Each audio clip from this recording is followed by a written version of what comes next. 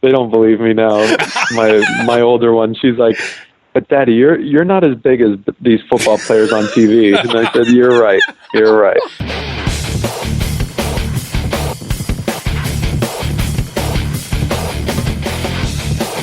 Welcome to the Empire. It's the Eskimo Empire podcast.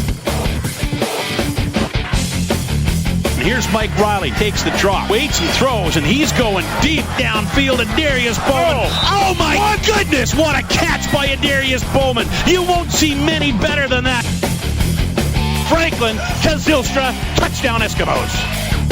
Pressure's coming. Oh, Levi Mitchell goes down. There's a big play for the defense. Somersaults for everybody. Welcome back to the Turf District for episode 86 of the Eskimo Empire podcast. I'm your host, Andrew, and thank you for downloading and having a listen. We have lots on the show this week with Esks news, some CFL news, an Eskimo history segment, of course, the latest set of Esks by the numbers, and we will be joined by another great alumni. With me, as always, is Superfan Mike. How's it going, eh? Oh, beauty. It's hockey playing, right? So I figured I'd be as Canadian as possible. Well, that's about. Well, should we start singing the American anthem? Nope. That seems to be Canadian right now. Absolutely. That was pretty impressive, I gotta say. I mean, I sang the Canadian one last week, apparently. So you know. Yeah, sure did. Yeah, it was lovely. Yeah, you should really work on that. Speaking of which, hey, Oilers have kind of taken over the city right now. Yeah, that's not too surprising, right? Not terribly. No. I mean, and good on them. It's deserved.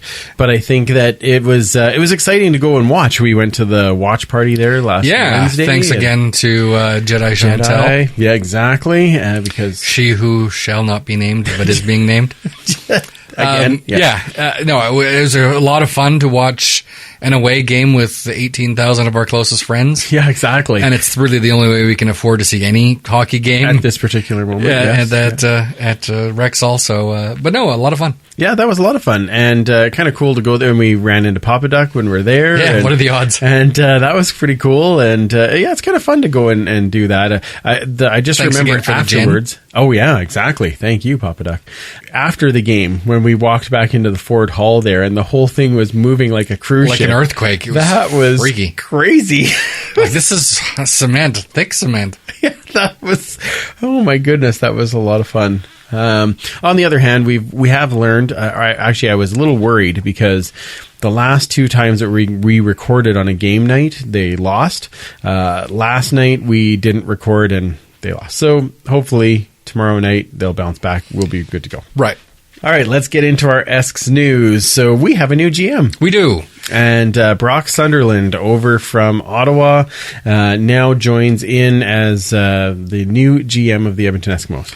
And I think of all the names that we mentioned, that was the one that seemed universally to be the one that people were going to be happiest about. Yes. If you're not going to be bringing Ed Hervey back, and as we've discussed, that's just not going to happen. Nope.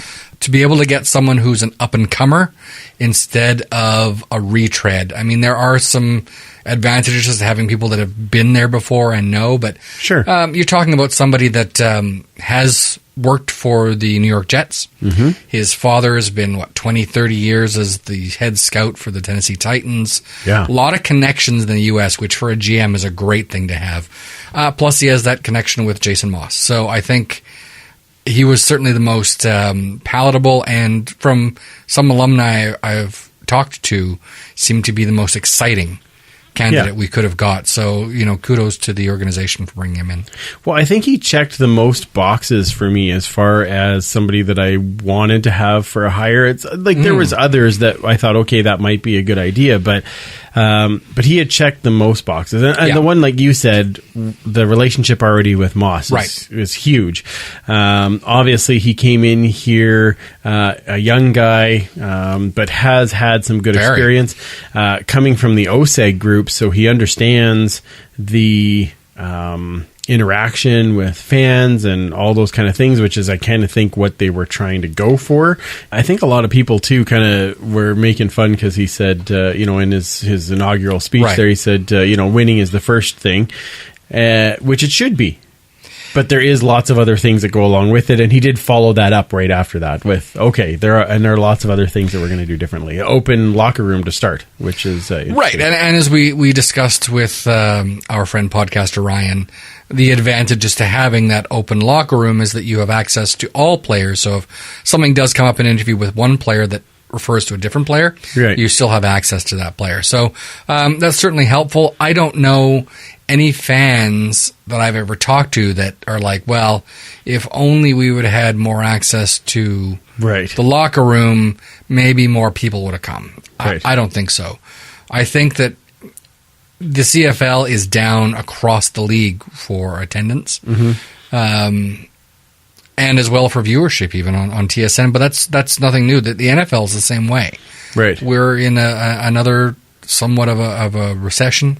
The price of oil is still down. It's starting to come back. We're starting to see some of those early indicators. Right, things are starting to turn around, but it's going to be a while, and that's just part of it. Yeah. So, but a good challenge for him. And I do have to say, though, I think out of this whole thing, one of the things that impressed me the most, the classiness of the Red Blacks. Yes. There is some compensation going back in the form of some cash. That is the bare minimum. Yeah.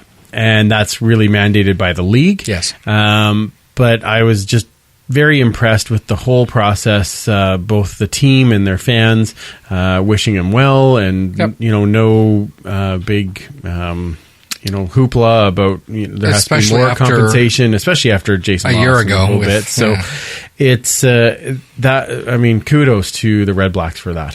Yeah, and their fans as well.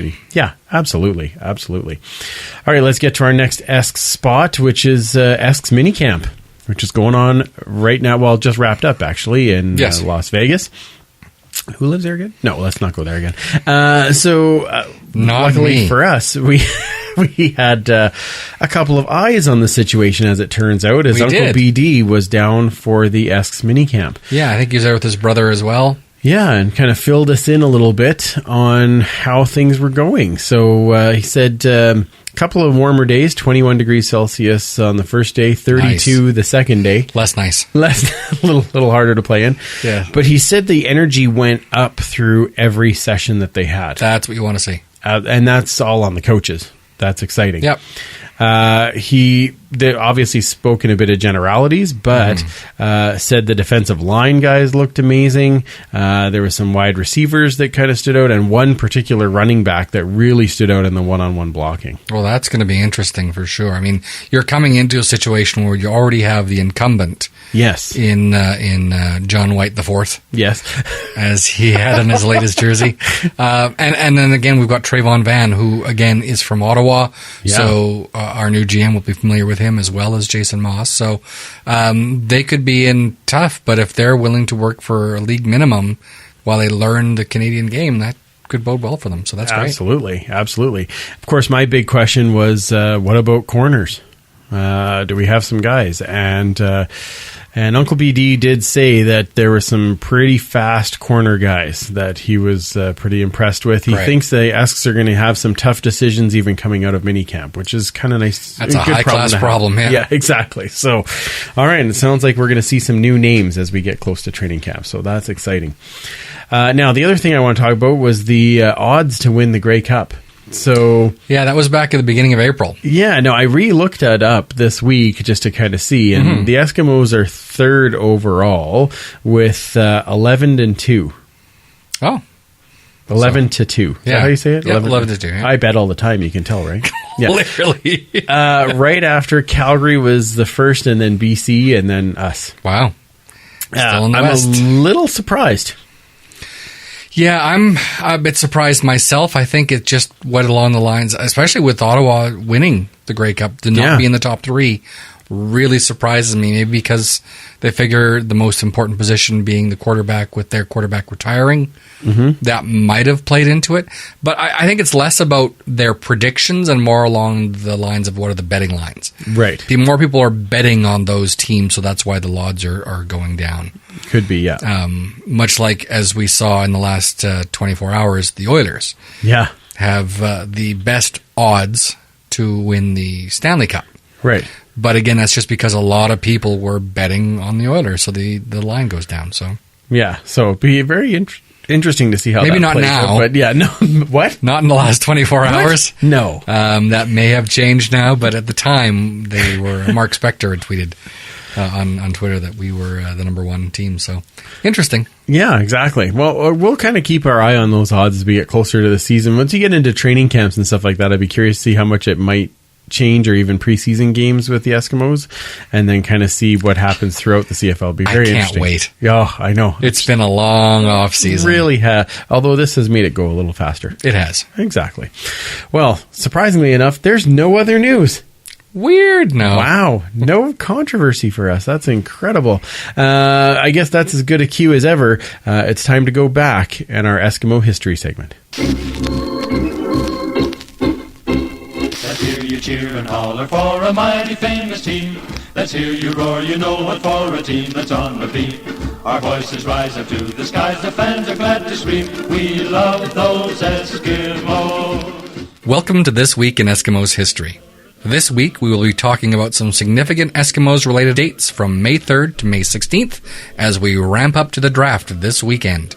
Some significant birthdays in the beginning of May include, on May 8th, Roger Nelson, offensive tackle in 1954, and again from 1956 through 1967, would have been 85 years old. Mr. Nelson is a member of both the Canadian Football Hall of Fame as well as the Eskimos Wall of Honor, and won 2 Grey Cups with the team. 2 of his sons, Mike and Mark Nelson, both coached the Eskimos during their careers, and Mark Nelson is currently coaching with the Ottawa Red Blacks. Also on May 8th, Kauchi Mwamba, defensive back from 2014 through 2016, turns 30. Kauchi was a member of the 2015 Grey Cup winning team and was on the practice roster to begin the 2016 season before making the team during the year. He is currently a free agent, but is always a possibility that we will be seeing him back in green and gold soon. And on May 14th, Leroy Blue, linebacker defensive end from 1989 to 1999, turns 51.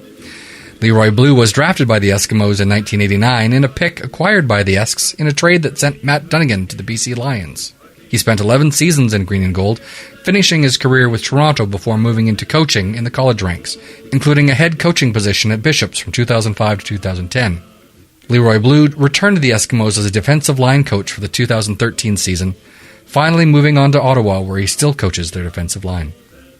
And Eskimos who have their anniversary of passing during this time.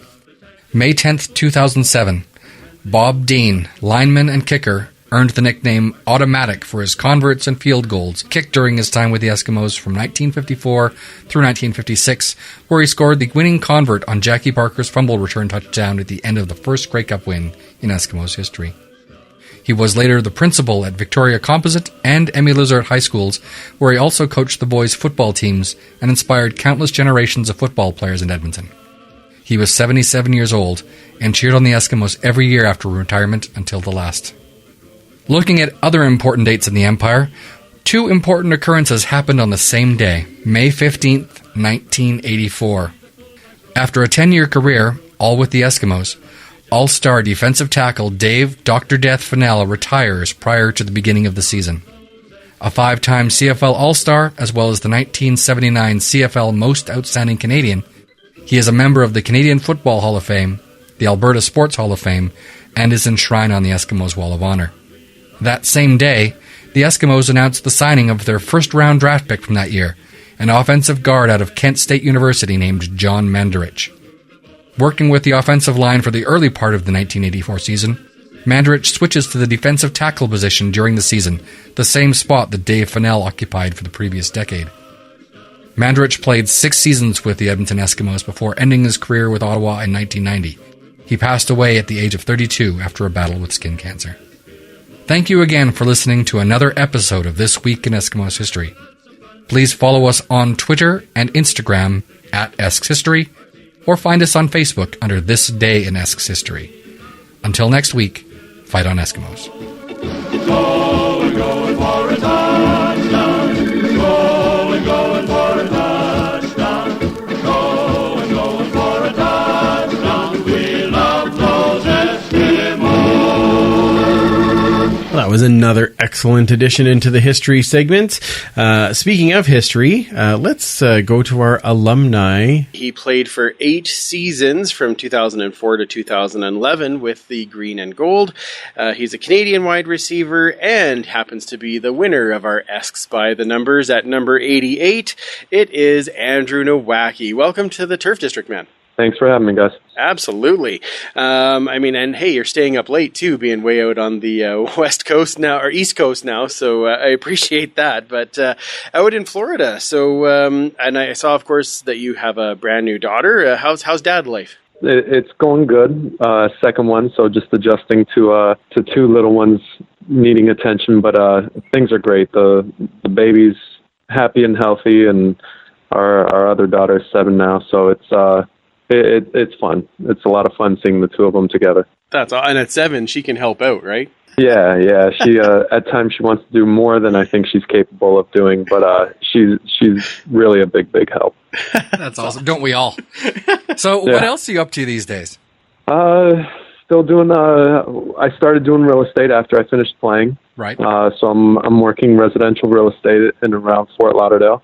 My wife and I also opened a fitness studio that we are coming up on 2 years on having opened. Nice. And we're actually looking at expanding that space to incorporate much more, a larger space. So plenty going on and keeping us busy here.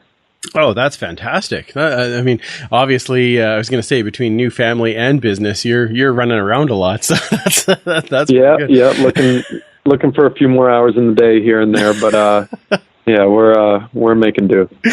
That's awesome. Let's go back a bit. We usually ask our alumni players that we get on, who introduced you to football and when did you start playing?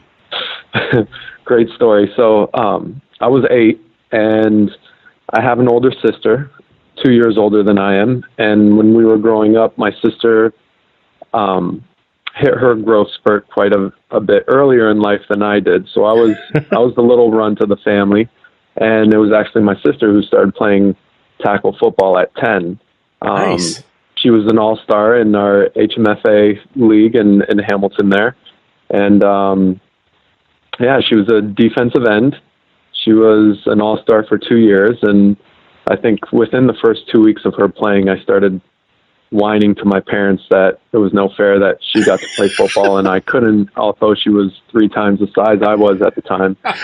So yeah, that's how I got my start. I was added to the team late. They ran out of jerseys, so I got to wear a completely different colored jersey than everybody else on the team. And that was year 1 of football for me. Oh, that's awesome. Getting back into when you got more towards the pros, so you were drafted in the 3rd round by the Esks in 2004. So do you remember draft day at all? Oh yeah. I remember we drove up. A good friend of mine, Wesley Musgrove, was with me in Kentucky. He was actually on our equipment staff for a year. But he drove up with me right before he joined the military. It was kind of his last trip before going to training. So he drove up from Kentucky. The combine was in Ottawa. We went up, came back down, and, it was sometime later, a month, 6 weeks, something like that, later that the draft was. And, I remember sitting at our house with my roommate, who was also on the team, who's coaching in the college ranks now. But nice. The 2 of us just kind of sat around playing Tiger Woods on PlayStation, and at that time we were just kind of refreshing the computer screen, watching and seeing the draft unfold. And Dan McKinnon, the receivers coach at the time, was the one who gave me a call, and it was really kind of surreal. You always hear guys talk about, I really wanted to play growing up, but it was to live through that was really neat, and to be able to have that first step, or take that first step towards my goal of playing professional football was really neat and something I'll always remember. Oh, I can imagine. You were obviously a part of that receiver group with the Tucker T-shirt night in 2008. You were actually the first to show that number after your touchdown, but I think obviously the focus was on Kamau's big catch. What was it like being on the field that night?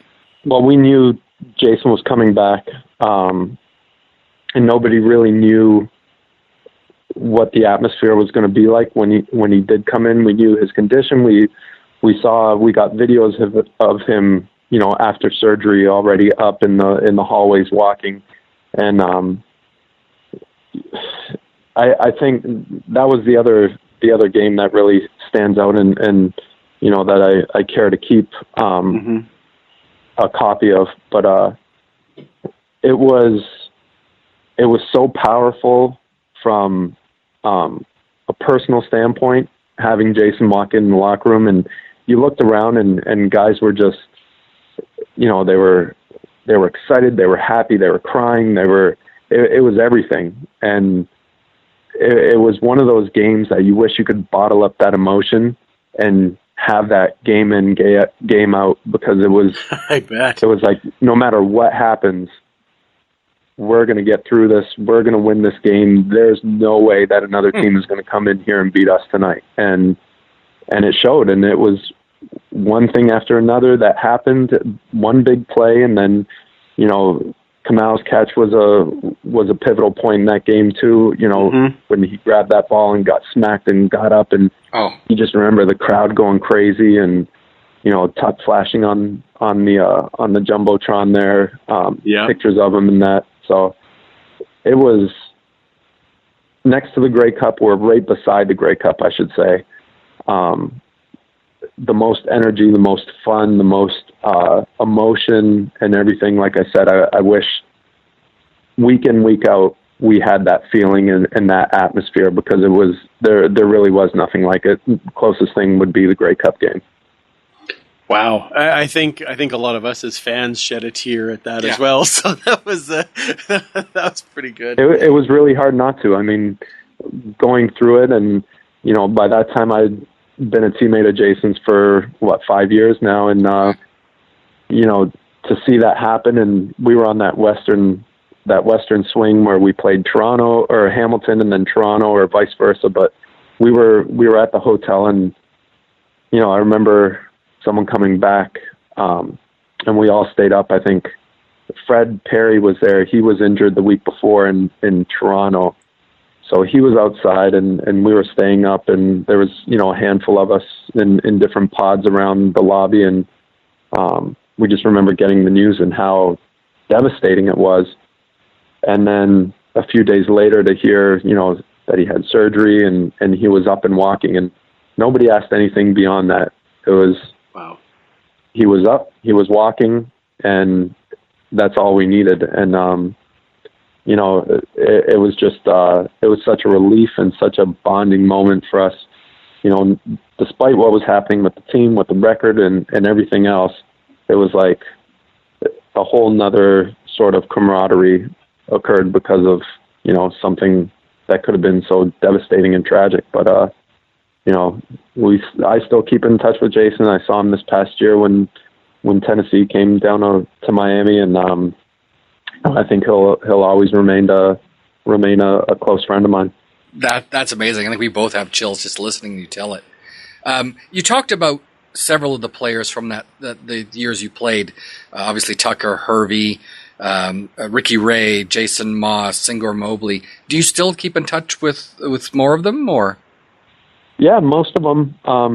Things like Facebook, it makes us so much easier to stay connected and in touch with people that maybe normally we don't. But there's a bunch of guys, even guys like, that I may have not had a real close personal relationship with.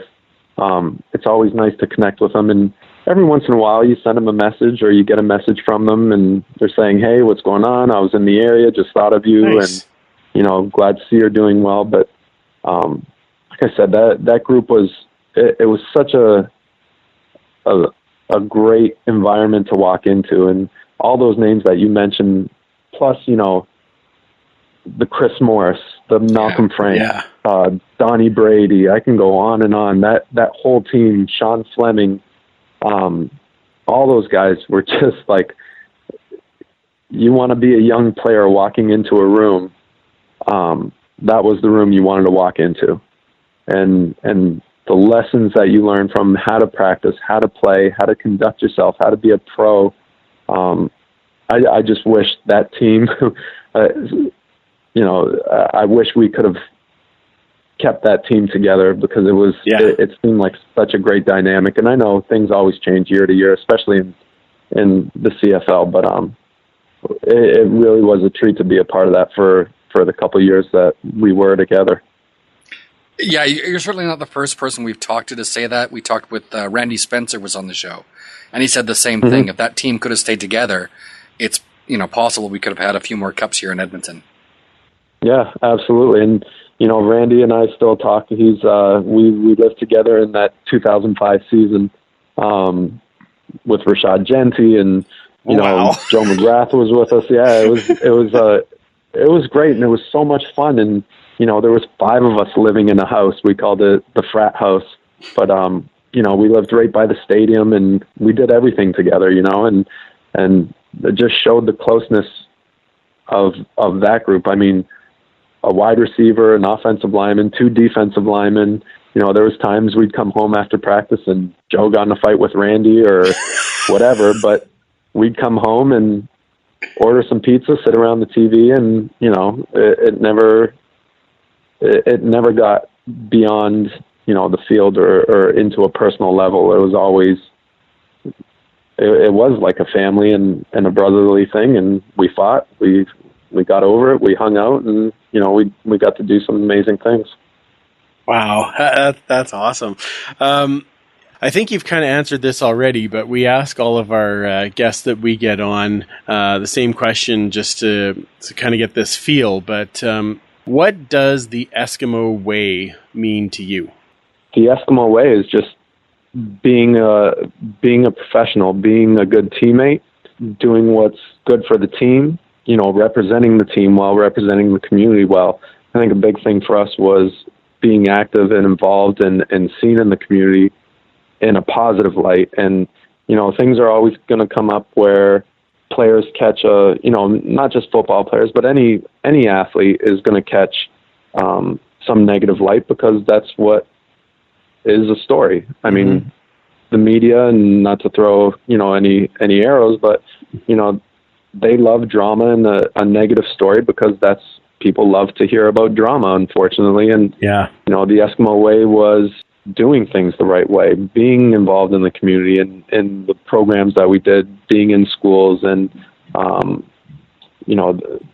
being involved in Monday Morning Magic and those types of events where community matters. And, if you're doing the right things off the field, you're doing the right things on the field as well. So, like I said, there was a certain way when I came in, and you adjust to that way. It's not the other way around. And if you choose not to, then, there's 10 other people behind you that are waiting for the opportunity. So I think that pretty much for me is what it was. Just doing the right thing when people are watching, and especially when people aren't watching. Awesome. And, everybody puts their own little bit of different story on it, but I think every time somebody's answered that question, I get goosebumps. That was very well done. And you know what? Thank you, because when you were here, you were a big part of this community. I mean, I think that's how a lot of us got to meet you is, when you're at the schools or at the community functions and getting that autograph and why I know for me, it was kind of an honor to get you on, because there was only so many Canadians I knew that were playing for the team around that time. And so thank you for all of that you did. And of course, thank you for coming on the show. I can't thank you enough for that. Now, where can people find you online, or do you want people to find you online? Or I guess I should ask that first. But where do people find you? Yeah, I'm not too big on social media, especially since family and everything. Yeah, I kind of keep it a little smaller circle, but I'm on all the major ones on Facebook and Instagram, not so much Twitter, but I'm out there. It's just a little. I keep the circle a little smaller. Yeah, I think I've learned that a smaller circle at times is better. But, I still keep in touch. There's a lot of people that I met in Edmonton outside of football, supporters of the team, fans, and whatnot that, I still keep in touch with. And it's neat to still have that relationship and those ties to the city. And real quick, just totally off topic, it was really neat to see and be able to kind of brag about with the hockey game with the Oilers and the national anthem and everything. I kind of poked fun at everybody, all my friends today, and asked them to sing a couple lines of "O Canada," and it was funny poking some fun at them. But yeah, just little things like that is what I remember about Edmonton. It's really neat to see that spirit back, especially in the hockey community and everything that the Eskimos are doing. It's really neat and brings back some really good memories. Thank you so much, Andrew, for coming on the show. Let's take a quick break, and we'll be right back with some CFL news and our Esks by the Numbers with our winner at number 88 that you already know. This is Rashad Jinsey, and you're listening to the Eskimo Empire Podcast.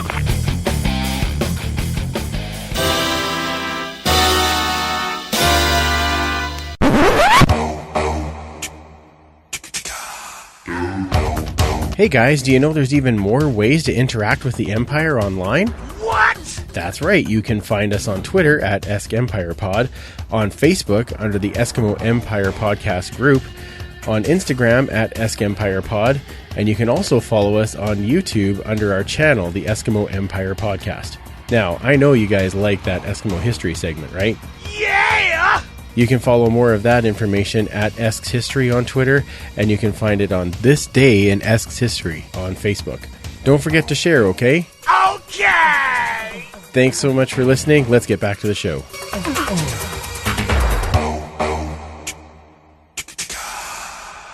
Thanks for not going anywhere. I know it was so hard to wait those 30 seconds, but I do appreciate it. Before we get to our CFL news, Patreon, patreon.com/Esk Empire Pod. Thanks to all of our patrons, Shelley, Bill, Hippie, Chantel, and Joe. Of course, I'm going to throw in there, even though he's at the $5 level, I'm going to give one to Joe Pritchard as well. Nice. So, he was the first one in, so I got to give him some points for that.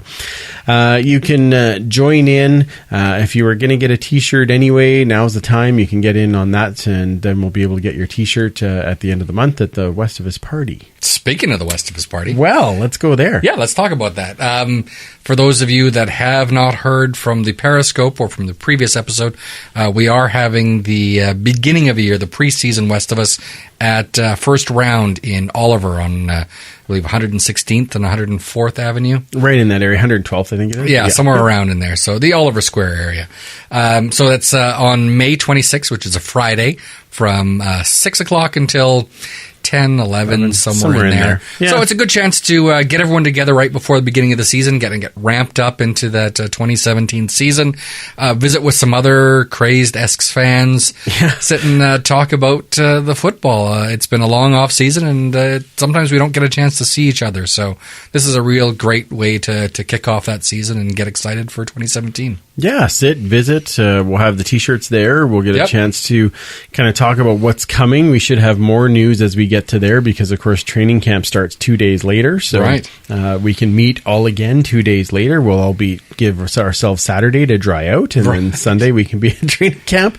But I think it's going to be real exciting to get everybody together again. Well, I think it's going to be great. Plus, it's an opportunity for people to hear Andrew sing the Patreon song live. So. Well, nobody wants that. Let's make sure I will not do that unless I'm asked. But you can, or he will do it unless you pay him not to. Oh, I like this idea. So there's that option. Nowhere to go. PAT. Okay, I'll stop. All right, let's get to our CFL news because we have lots this week. We do. First, I do need to throw out congrats to Henry Burris because he did get his Canadian citizenship, and I think that's kind of cool. let's. I do want to, on as much as we have that happy note, a bit of a sad note, and we did mention it, of course, on the Periscope. Yeah. But our thoughts do go out to the G. Roy Simon, the BC Lions, the Simon family, with the passing of G. Roy's wife.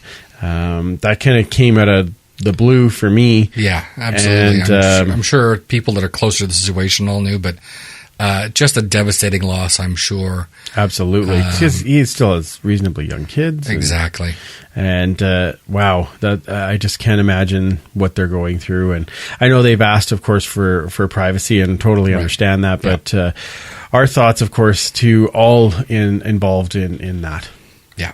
All right, let's go back to a positive note here. The CFL went and visited the troops overseas. Yeah, absolutely a great initiative that the CFL's been doing the last few years. Yeah, I love it. And it looked like the King brothers from the Eskimos were over there. And, of course, the Grey Cup was there. Lots of great pictures. Of course, follow former guest Brody Lawson. Had a lot of pictures, a lot of updates, a lot of videos. It looked like it was just amazing. Yeah, and it's one of those things that just shows the CFL is just so connected with Canadians. Yes. Going out to things like this and just being that visible. Ryan and Neil King, could you ask for better ambassadors for this team and this league? Just amazing. Yeah, well, I mean, those guys are great.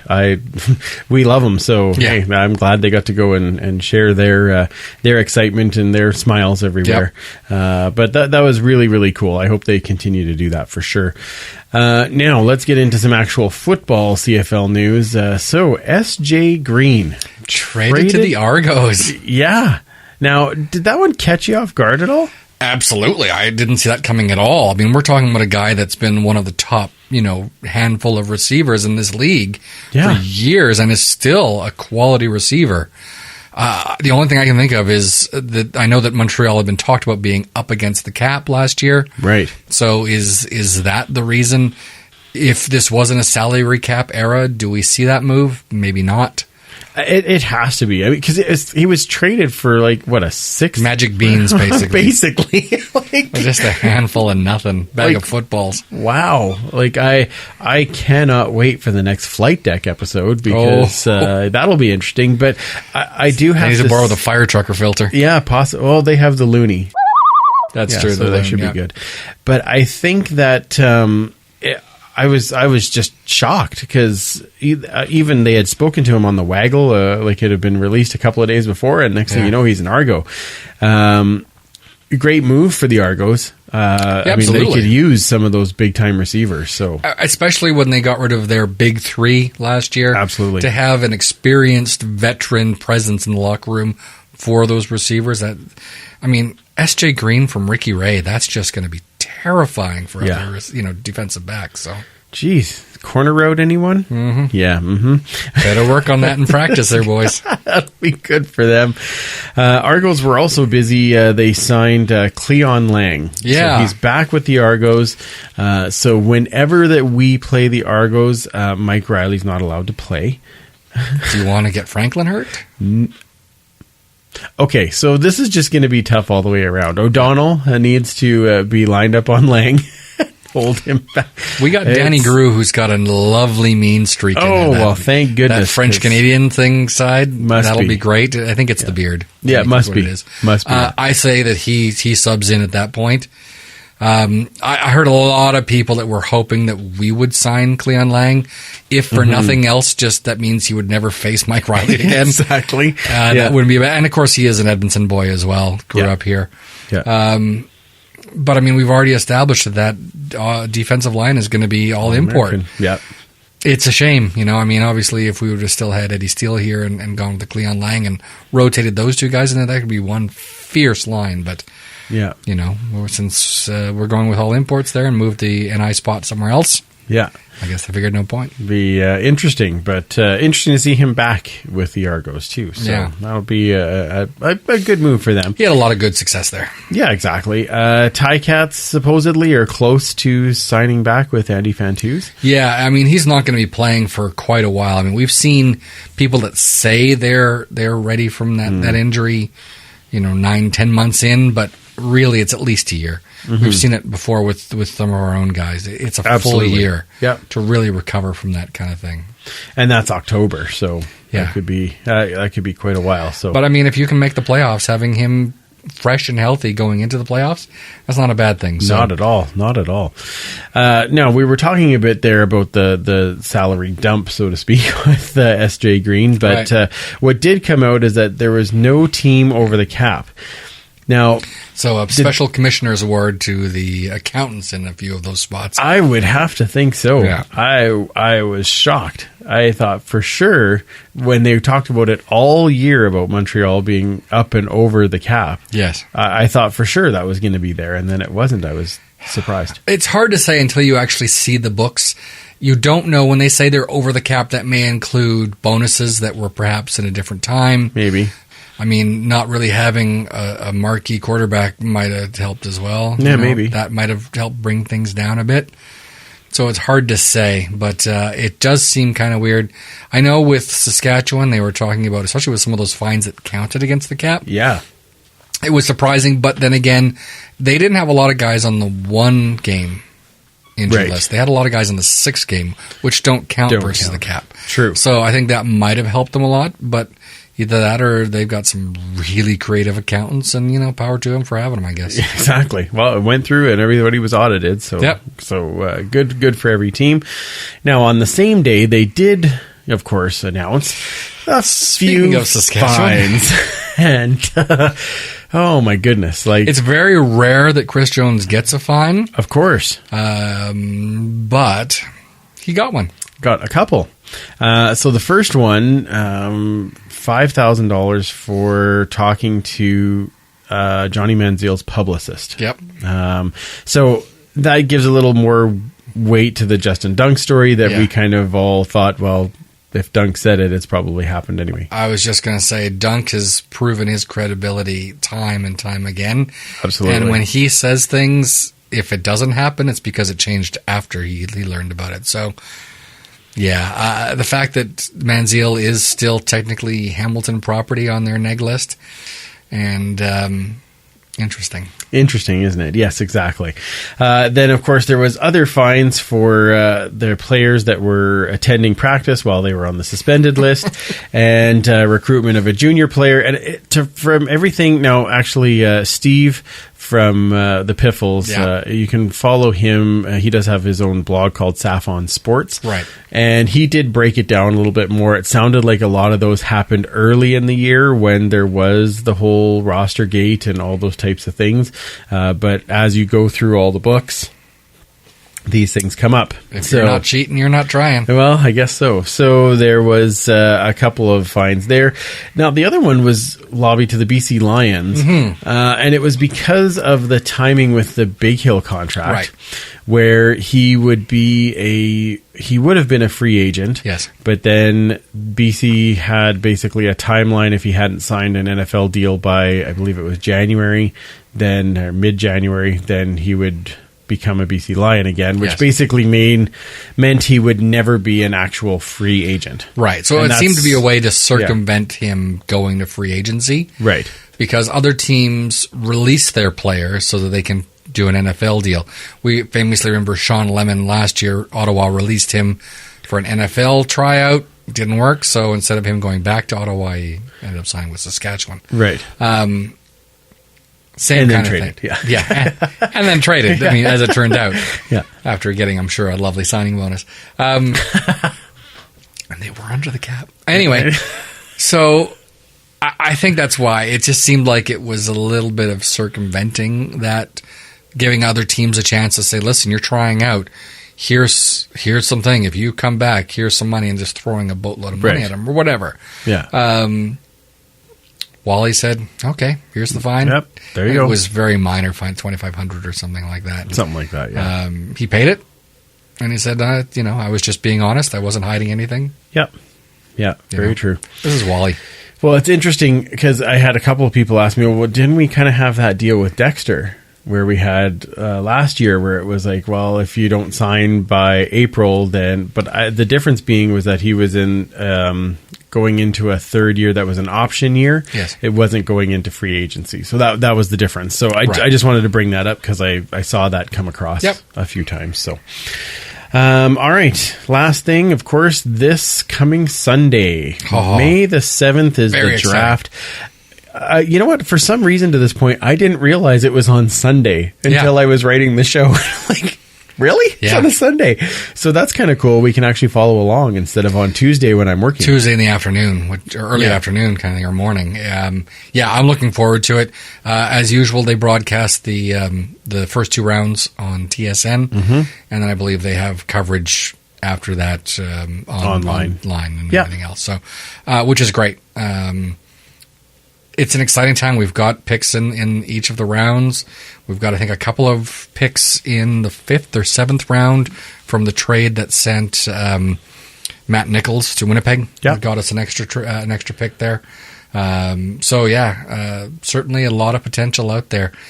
Well, and what is the movement going to be like with Winnipeg having the first overall pick, but no real clear-cut number 1 pick, too? Is there going to be a team that's going to throw up something to move up there, right? Yeah, well, the CFL draft is different than most any other draft in that you don't necessarily pick the best player because he may be playing in the NFL. Exactly. As opposed to the NHL or the NFL drafts or the NBA drafts where you're picking the best player, odds are really good he's going to be playing for you. Yes, exactly. So, it's going to be very interesting. I mean, we did hear that...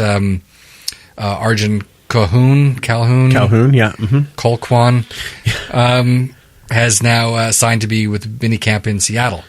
Yeah, that came out today. As a guy we drafted last year. Yeah, every last couple of years we've drafted guys that never did make the team there in the NFL, still bouncing around. So it's going to be interesting to see what our new GM does with Rob Ralph and the rest of the scout team on.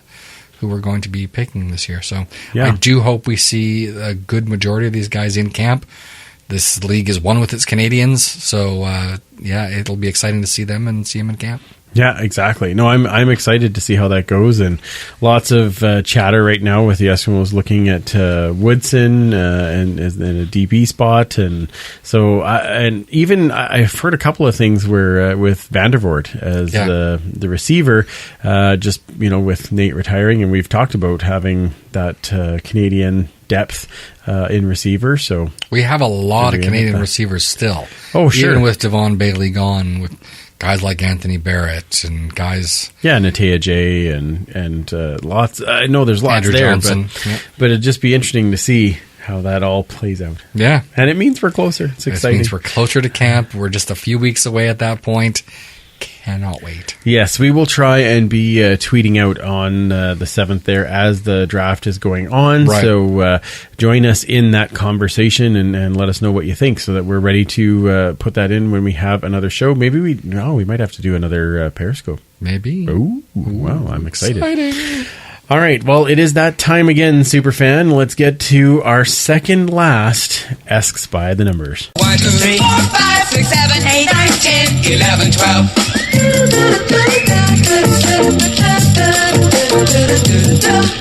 2, 3, 4, 5, 6, 7, 8, 9, 10, 11,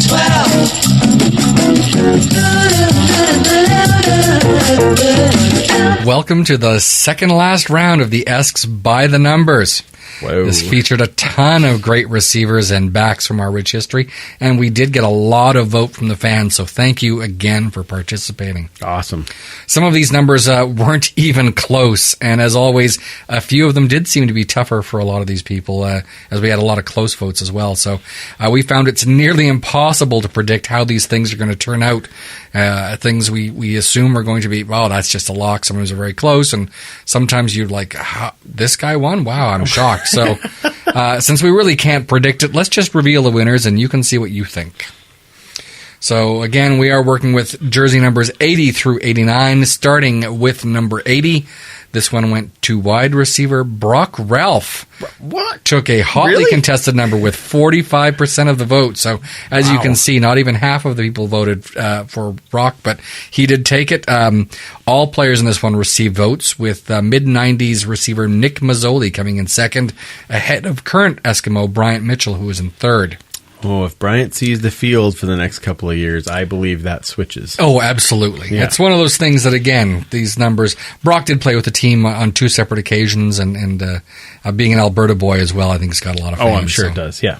Number 81, as we expected, especially with the timing of this poll, it was easily won by former wide receiver and sometimes slot, head scout, and general manager, Mr. Ed Hervey. Of course. Who pulled in a monstrous 95% of all fan votes. He didn't win entirely? No, receivers Jason Barnes and Devon Bailey split second place in this one, but it was really all about Ed. Number 82, this was another one that wasn't close, as 2-year Eskimo Darren Flutie ended up winning with 89% of the vote. 1950s Eskimo fullback Mike King came in second in this one. And we did receive a write-in vote, which I thought was very awesome, for Fred Stamps. Awesome. Who, some of you may remember, started his career with the Eskimos wearing 82 before switching to number 2 partway through that first season. Yet another blowout victory for number 83. Geez, I wonder who. Yeah, as fan favorite Jason Tucker took this one with 88% of the votes here. Interestingly, this is the one that surprised me, is Brandon Zylstra didn't even come in second. Oh, really? That honor went to 6-year running back Chris Johnstone, who beat out Brandon by a single vote. Oh, wow. Yeah, so very close in that one. But yeah, so again, like you say with Bryant Mitchell, give Bryant another couple of years, and I don't know if he's going to be passing Tuck anytime soon, but he'll certainly be a solid second place. For that absolutely. Number 84, while all contestants did receive votes, number 84 unsurprisingly went to the legendary fullback Johnny Bright, who was with the team from 1954 to 1964. We did get another vote saying that we should revoke all membership in the Esks fan club to anyone who did not vote for Johnny Bright. However, of course, there were some other votes. Kerry Koch did come in second in this one, but with just a small handful of votes. Number 85 had a closer vote, but at the end, the newly retired Nate Kuhorn take this one with just over half of all votes. Receiver Kez McCorvey, who was also a receiver coach during our most recent Grey Cup win, came in second in that one. For number 86, which is the number of this episode, actually. Absolutely. This is episode 86. Yes, it is. Another closer vote. This one went to Maurice Mann, who took it with 54.5% of the fan vote, while Scott Robinson, another receiver, took second place. Number 87 was the one I was most interested in. Me too. I was waiting to see this. Yeah, absolutely.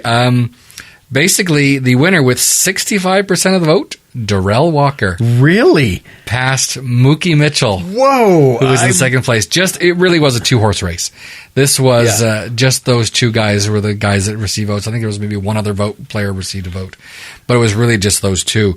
I was completely shocked. I thought for sure Mookie, especially with the honor he received going into the Hall of Fame, might have tipped that over. But no, people do love their Darrell Walker. Wow, I can't blame them. No, it's absolutely. a great choice. But a guy that was basically played a year and a half. Yeah. Took number 87. Wow. So good for Darrell. Might have been awesome. Donnie Ashley might have gotten a vote as well. But Who?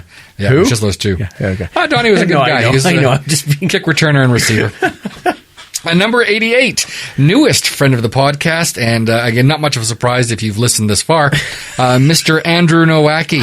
What? Beat out 80s defensive end Tom Tuanay by capturing 67.5% of the fan vote. Original Eskimo Steve Mendrick, who is kind of a personal favorite, as he was the last of the original 49 Eskimos to be still playing with the team, showed a respectable third place in that one. Well deserved for Andrew, though. Absolutely. Yeah, as a guy and a player. Yeah, absolutely fantastic receiver. And lastly, in a final blowout, Leroy Blue captured number 89 with a walloping 93% of the vote over Marcus Henry, who finished in second with 5%. Oh, wow. Okay. What about us media guys? Was it? Well, let's take a look at some of these media guys. There was pretty much matched up in that one with a couple of instances. The differences here at number 87, Mookie Mitchell won this one, doubling up on Darrell Walker. Kind of thought so. Yeah, absolutely. And number 88, Tom Tuanay. Nudged out Andrew Nowacki in this one. All right. Some older guys here remember Tom, who was a defensive end, sort of in that early 80s through the 1980s there. So, All right. And lastly, we had another question that was actually asked to both the media and the fans. Okay. Who would you like to see of any past or present Eskimos you most want to see on the Eskimos Wall of Honor next? So we had some fantastic responses here. 30 different people got nominated among all of the people voting. Wow. Okay. And so here are the top 5 vote getters. Number 5 was Jason Tucker. Yeah. Outstanding Great choice. ad. Yeah. Can't imagine not seeing him on there. Number 4, Fred Stamps. Okay. Number 3, not a player, Mr. Dwayne Mandrusiak. I kind of figured his name would come up. Yeah, absolutely. It came up quite a lot, actually. I know that Joe Balaneski and some of other people actually made up a sign. Yes. For Dwayne Mandrusiak to be in there, which was outstanding. Number 2, Ricky Ray got a ton of votes. Okay. Again, a famous guy, still playing, so obviously he's not going to go on the wall just yet. Right. And number Unless 1, he comes back to play for us. but even if he comes back, they're not going to put him on the wall till he's retired. Oh, maybe, right? I guess. Yeah, okay. And number 1, someone who is now officially retired and not part of the team, Mr. Ed Hervey had a massive groundswell of votes. Again, the timing, right? Like that is going to be part. I mean, he would have been on the list anyway. He would have been on the list. Yeah. And I mean, interestingly, not only did he get a lot of fan votes, there was actually some current players who are still with the team. Yeah. Who put his name in as the person they thought should be on the Not Wall of Honor surprising. next. So that really just does go to show his impact and how loved he was by his players and by the fans out there. Say what you will, for whatever reason, he's no longer with the team. There's no one that gave more for this team than Ed Hervey. He was not going to be outdone there. So Yeah. I think he's certainly someone that should be on that Wall of Honor for all that he's done for the team. So Yeah, I would agree. Who did you put down, Superfan? Well, I was ironically not the only person to put this down, but I did say that there should have been a number 60 on the Wall of Honor. Someone who is No kidding. I may have mentioned once or twice, but I think Charlie Turner, who did win the second ever he actually instituted the Most Outstanding Offensive Lineman award. He and Ed George won it, and the first 2 people to win the award were Ed George and Charlie Turner. Right. A guy that played throughout the 70s at that offensive tackle position, was a stalwart on that line, and I think he gave a lot. Not only that, but he's still in the community, still appearing at things like the upcoming wine tasting that's going to be on. He tends to be there every year, and he does a lot of stuff with the alumni, so I'd love to see him on the wall. All right. And I put in Holloman for that one. Joe Holloman's another great guy. I've always thought that Holloman should have been on there for a while. So not that I disagree with any of the choices that came across. They were certainly more recent guys. I mean, if you look at the names other side of Dwayne Mandrusiak, we're talking about guys that have played in the last decade. Yes, exactly. Ron Forwick is another name that came up a few times. I know that there's a lot of people that think he should be on there. Jim Germany was another guy. We actually had Howie Shum.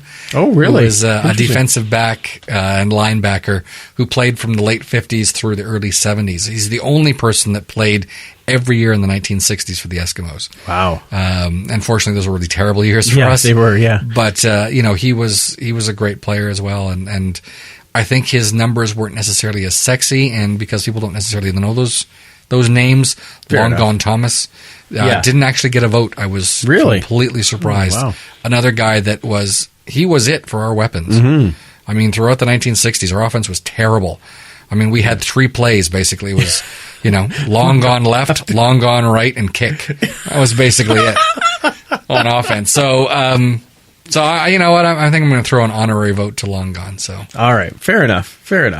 Oh man, this is so fun. And of course, we will have another prize that we'll sort out here right away to get that sent out. But just want to say thank you to everyone for voting in that 9th round. The 10th round should now be open. Yeah. This is the final round, and this is numbers 90 through 99. Oh, and so many hard picks in there. Yeah. For those people that have been talking about some of these names they still haven't heard yet, this is where you're going to find a lot of these big names. Jackie Parker, Normie Kwong, Rolly Miles. These are all guys that were wearing numbers in the 90s to start their career because that's where backs wore back in the 1950s, running backs and quarterbacks.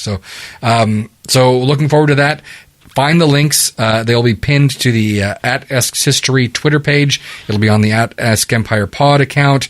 Of course, our respective Facebook pages will also be posting those. So we are looking forward to seeing how those turn out as we get into that home stretch. So this will be your last chance to get in your votes. We are going to have a grand prize drawing at the end. Absolutely. There's going to be a lot of different things that are going into that grand prize. So, including a signed Patrick Hawkins football. Yeah, there's going to be was donated back to the Turf District, but I think it will be able to be part of this prize. Yeah. So that's one of the things that'll be in there. Exactly.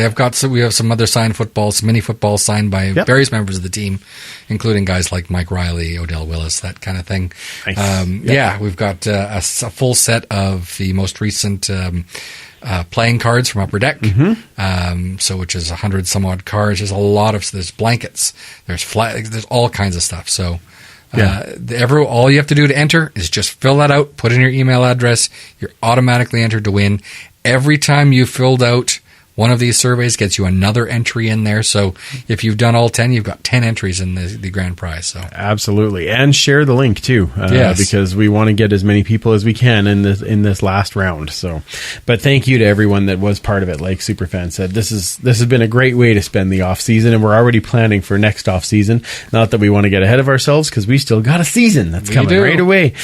So we've reached the end again. Superfan, where does everybody find you again? They can find me at 56 Parkies, and of course at Esks History. Beautiful. And find me at Free Policious and at Esk Empire Pod, of course. Thank you again for listening to our little show, as without you, there is no empire.